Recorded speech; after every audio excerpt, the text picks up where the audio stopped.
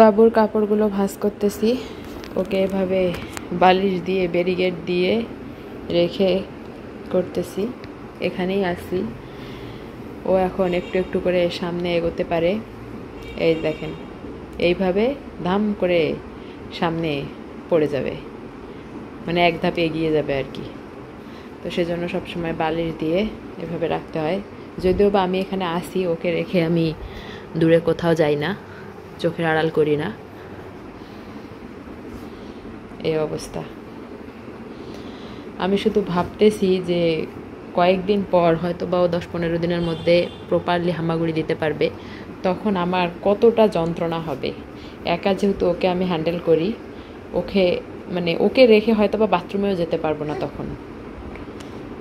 এটা ভেবেই আমার এখন থেকে মানে টেনশনে কি করব ভেবে পাচ্ছি না। এই যে এসে ধরলো সব কিছু। তুমি ভাঁজ করো, আমি করব না। হাসি দেখেন, ফুকলুর হাসি। দাঁত নেই ফুকলু। কি দেখতেছো আবার?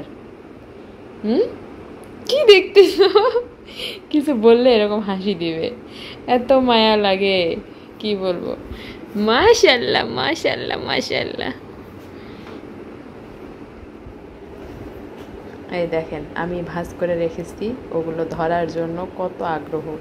আমিও আবার কিছু বলতেছি না, সে দেখতেছি, কারণ আমি যেহেতু প্রথম মা, এগুলো আমার ফার্স্ট এক্সপিরিয়েন্স। খুব ভালো লাগে। কেড়ে নিলাম, অনেক কষ্ট করে ভাঁজ করলাম যে মা।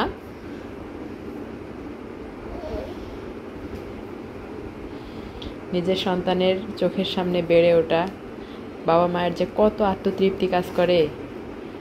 ওর বিকাশের প্রত্যেকটা স্টেপ যখন ফার্স্ট টাইম কোনো কিছু করে, তখন আনন্দে আত্মহারা লাগে। শুনতেছ? আমি কথা বললে তখন শুধু মুখের দিকে চায়া থাকবে, তখন আর কিছু করবে না। আমি যখন কথা বলবো না, ভিডিও করব না, তখনও অনেক ধরনের অ্যাক্টিভিটিস করে।